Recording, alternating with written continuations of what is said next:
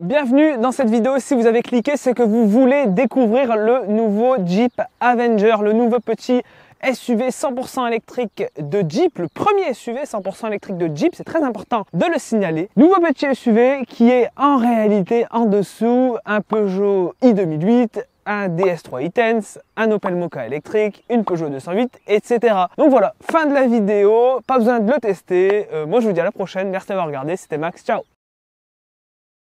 Non, je rigole, bien entendu. Aujourd'hui, on va découvrir cette petite nouveauté qui est plutôt intéressante, qui m'est prêtée d'ailleurs très gentiment par Jeep Dunkerque. Donc, n'hésitez pas à aller en concession si vous voulez découvrir et essayer la voiture. Vous allez voir, c'est plutôt intéressant. Comme je le disais en début de vidéo, effectivement, il repose sur la plateforme très connue maintenant de Stellantis. Donc, on est sur la base ICMP avec le moteur, cette fois-ci, donc de 156 chevaux et de la batterie de 54 kWh brut. Donc ici on a le nouveau moteur, la nouvelle batterie qu'on avait déjà testé en vidéo pour comparer l'efficience par rapport à l'ancienne version. Donc je vous la mets en description. Vous allez voir qu'il n'y aura pas réellement de miracle. Et surtout si vous connaissez un petit peu l'efficience, la consommation et l'autonomie de ce qu'on a sur DS3, nouvelle 208, etc. On aura globalement la même chose ici. Il n'y aura pas de miracle. Mais nous ce qu'on va surtout tester, c'est de voir un petit peu s'il y a eu des progrès sur l'infodivertissement, sur l'ergonomie, sur l'espace à bord, etc. Parce que vous allez voir que c'est un petit SUV mais qui est vraiment petit compact. Allez, c'est parti, on va passer à la présentation de la voiture. Donc, comme je disais, on va passer à la présentation. On va faire ça de manière assez rapide et dynamique puisqu'il y a déjà une tonne de vidéos qui sont disponibles sur YouTube qui parlent du design. Mais je vais quand même donner mon avis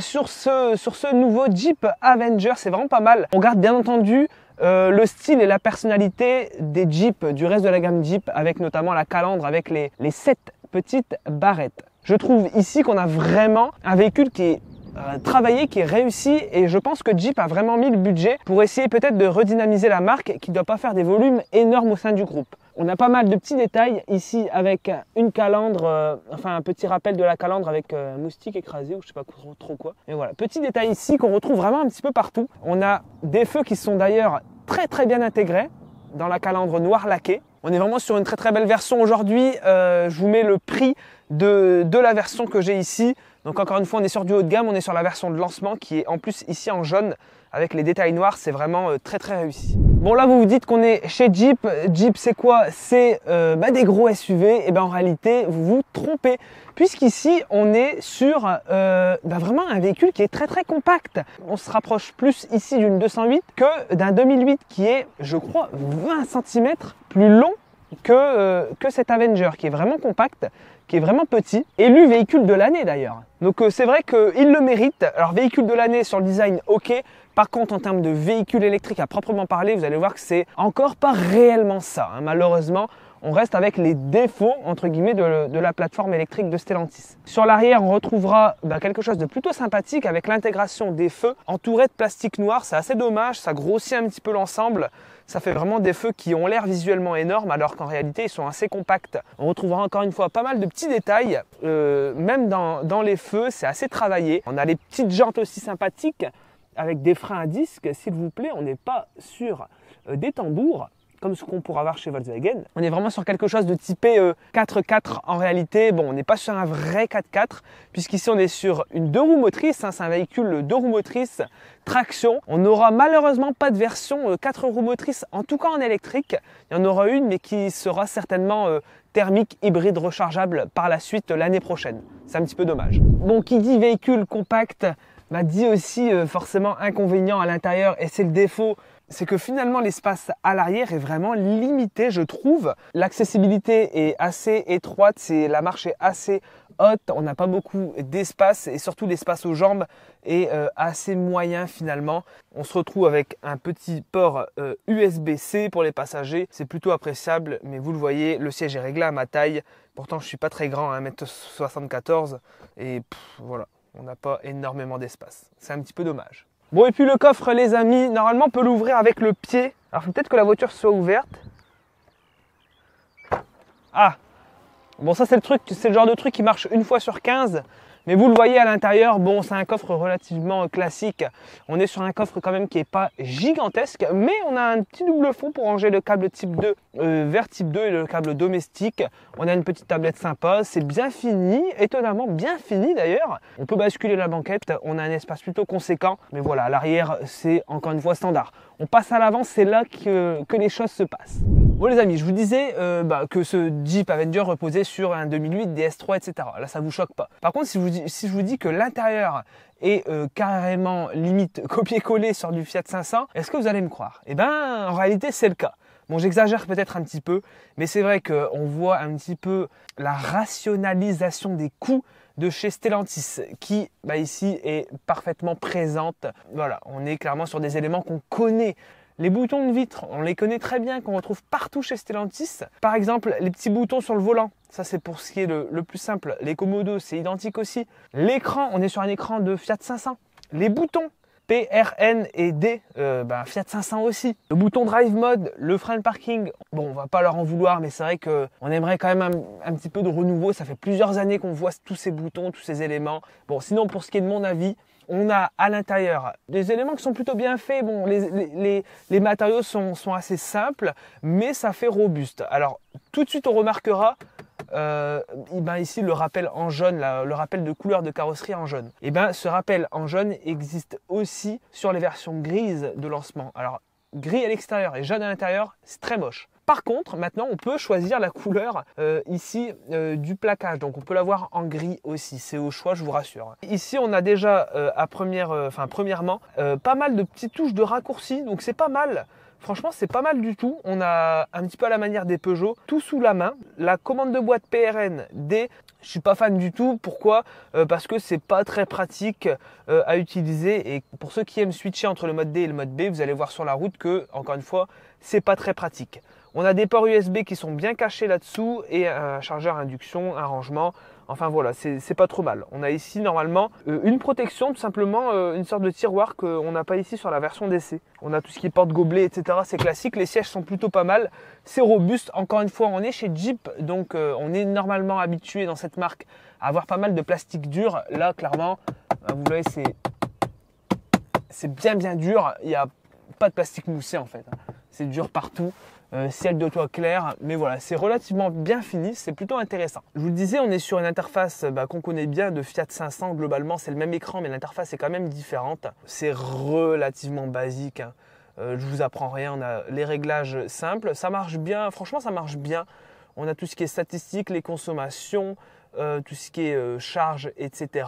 Si on veut revenir au menu, c'est un petit bouton ici, on a un petit bouton raccourci ici. Vous voyez, c'est réactif, on a CarPlay et Android Auto, j'imagine sans fil. Si on est sur la dernière interface, on doit l'avoir en sans fil normalement. On est sur un véhicule électrique et quand on a un véhicule électrique, on aime parfois partir en week-end. Alors on va regarder si on a un planificateur directement intégré dans la voiture. Admettons, donc je veux aller à Lyon, admettons, voilà, Lyon Centre. Et là je mets aller. Alors là on est encore une fois sur une interface qu'on connaît, hein. C'est celle qu'on a dans le DS3. Et si ma mémoire est bonne, on n'a pas de planificateur du tout. On est sur un planificateur, un GPS classique, hein. Il ne planifie absolument rien. On aimerait quand même un effort de la part de Stellantis pour développer au moins un petit planificateur relativement classique. Il propose des bornes quand même, hein, mais on ne sait jamais trop où est-ce que c'est, qu'est-ce que c'est exactement. Là, on a une Air Unity.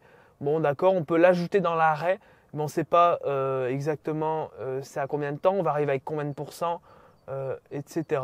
On ne peut pas vraiment dire que c'est un vrai planificateur d'autonomie d'itinéraire. C'est assez dommage. Ici, on a un écran qui est plutôt bien fait en face du conducteur avec le niveau de batterie à droite et une petite jauge Power, Eco et Charge qui vous indique un petit peu votre niveau le niveau de puissance que vous demandez au moteur. Ça, c'est bien fait. On a un rappel du GPS, on a les aides à la conduite. C'est plutôt cool. Au bout du commodo, on retrouve les consommations qu'on retrouvera ici. Et là, vous le voyez, sur 20 km à une moyenne de 50 km/h, j'ai une moyenne de 13,8 kWh au 100. Bon les amis, c'est parti. On va sur la route tout simplement. Je me mets en mode normal. On a pas mal de modes. On a sport, normal, éco, sable, boue et neige. On est sur les premiers mètres avec la voiture. J'ai roulé là une petite quinzaine de kilomètres. Et clairement, quelle est ma première impression? et ben c'est qu'ils sont forts. Très clairement, ils sont forts parce que je connais bien la plateforme maintenant Stellantis, enfin la plateforme électrique de Stellantis. En fin de compte, à chaque fois, on a vraiment un comportement différent. Et là, dans cette Avenger, on a vraiment l'impression de conduire un véhicule différent, tout neuf entre guillemets. On a une position qui est vraiment typique Jeep un peu. Donc on est assez haut, le véhicule est typé vraiment un peu confort, vraiment les suspensions sont assez molles entre guillemets. Ça serait intéressant de faire du 4x4 pour voir ce que ça donne. Bon, même si voilà, avec les modes de conduite, je sais pas trop ce que ça donne.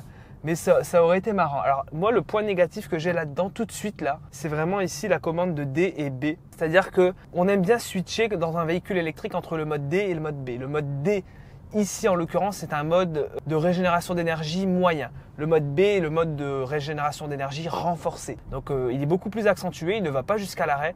Mais on aime bien switcher entre les deux pour quand même parfois laisser aller la voiture.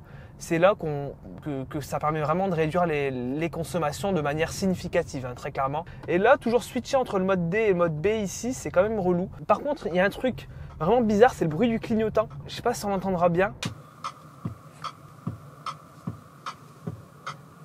Mais Jeep, qu'est-ce que vous avez fait là? Vous êtes lâché, je comprends pas ce qui se passe. Bon, en termes d'accélération, je vais le mettre en mode sport. Qu'est-ce que ça donne? Le nouveau moteur de 156 chevaux. J'appuie.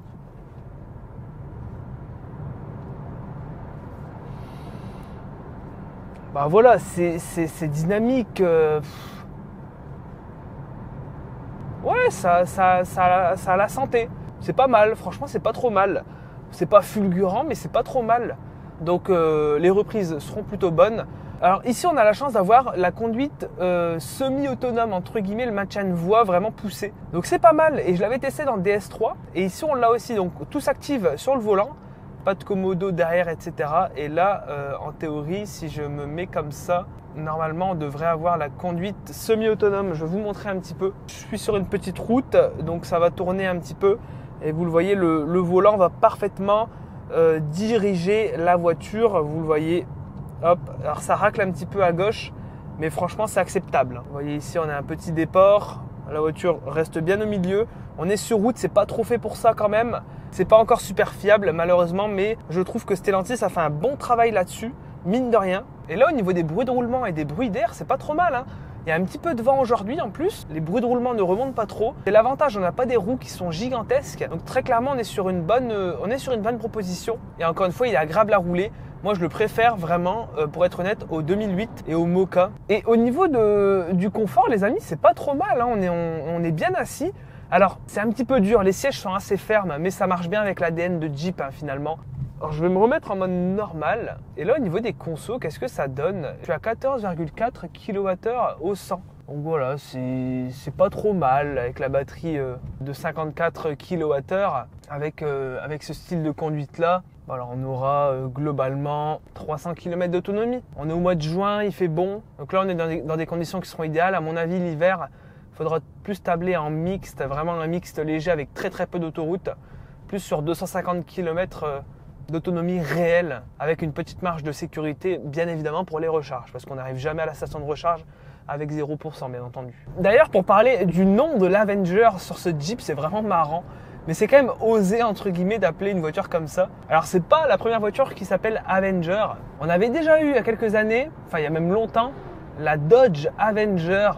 Donc, c'est un nom qui circule pas mal. À mon avis, ils doivent se racheter les droits ou je sais pas trop quoi. En plus, Avenger, c'est un nom de super-héros et tout. Enfin, vraiment, on voit qu'on est à fond dans le marketing chez Stellantis. Là, on se lâche clairement. Mais franchement, ça colle bien avec le style de la voiture. Ça marche bien. On a un petit véhicule osé, franchement, un petit véhicule audacieux. Et franchement, avec le style qu'il a, il va marcher. Alors pour m'insérer sur autoroute, je vais me mettre en mode sport du coup. Et en fait, c'est en mode sport qu'on a toute la puissance du moteur. Alors on accélère à fond, c'est parti. Ouais, la puissance passe bien au sol. C'est dynamique, regardez, j'arrive même un peu trop vite. C'est pas mal. Voilà, la voiture roule parfaitement toute seule. Donc ça, c'est plutôt cool, c'est plutôt intéressant. Elle est bien calée entre les voies. Alors tout à l'heure, elle serrait un petit peu à gauche. Mais là, j'ai l'impression qu'elle est bien calée. Donc là, je suis à 98. On est derrière une remorque. Mais regardez, là, la remorque se rabat. Et là, c'est parti. Elle accélère d'elle-même. Là, je fais rien. Regardez, au niveau des pieds, je fais rien du tout. Elle réaccélère. Bon, au niveau des bruits d'air, on en a quand même un petit peu, mais c'est standard, je dirais, ça me choque pas. Et elle anticipe plutôt bien. Alors parfois, elle anticipe de manière un peu brusque, je dirais. Elle arrive vite sur la voiture de devant, donc elle met un petit coup de frein qui est pas forcément super agréable. Et là, elle me dit gardez les mains sur le volant. On va voir s'il est capacitif. Non, il faut vraiment insister, mettre une petite pression. Bon les amis, voilà, donc j'ai parcouru 30 km d'autoroute pure et là on est à 19,4. Je viens de prendre la photo il y a quelques secondes, on était à 19,2 si je dis pas de bêtises. Là on est à 19,4 et en conso instantané on est voilà, aux alentours de 29 voire 30 kWh au 100. C'est gigantesque. On est même à 34 parfois en consommation instantanée en continu. Globalement, là on est au mois de juin, les conditions sont plutôt ok, hein. Il y a juste un petit peu de vent mais il fait pas froid du tout. Ça fera à cette période 200-220 km d'autoroute entre chaque arrêt recharge. L'hiver, ça va être plus compliqué, hein. Je vais être honnête avec vous, et je roule à 120, je suis pas à 130. Hein. Il n'y a pas vraiment d'énormes améliorations. On n'est pas sur une vraie révolution avec ce nouveau moteur et cette nouvelle batterie. On voit que c'est un véhicule urbain, périurbain. C'est clairement pas une voiture routière. Donc attention, si vous comptez acheter cette voiture, vraiment, il faut privilégier les trajets quotidiens. Et là, parfaitement, la voiture remplit parfaitement son rôle. Il n'y a aucun problème à ce niveau-là. Les amis, avant d'arriver à la station de recharge, je vais faire une marche arrière, regarder un petit peu la caméra de recul. Et on a une caméra qui est vraiment très très bien définie. Et regardez, on a les petites lignes et la caméra est vraiment bien définie. On a une fausse caméra 360, regardez, qui en fin de compte se complète plus on recule. Alors ça c'est un truc qu'on connaît déjà chez Stellantis, mais voilà, on n'est pas sur une caméra 360 en live.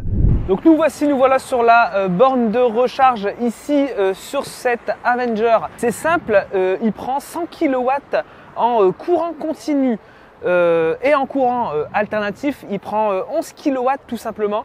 Donc le chargeur triphasé 11 kW est de série. Par contre, pour les 100 kW sur le papier, vous pouvez vous dire que c'est pas mal. En réalité, c'est assez décevant. Ça charge lentement, la courbe s'effondre quand même assez rapidement.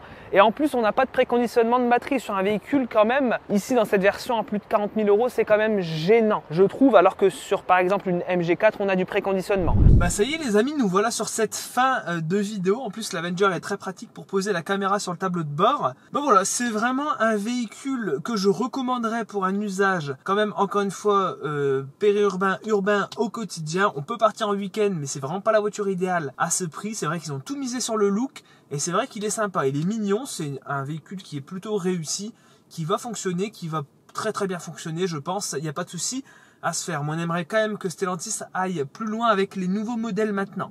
Donc voilà, merci Jeep Dunkerque. Encore une fois, tous les liens sont en description. N'hésitez pas à vous y rendre. Moi, je vous dis à la prochaine, dans une prochaine vidéo. C'était Max. Ciao!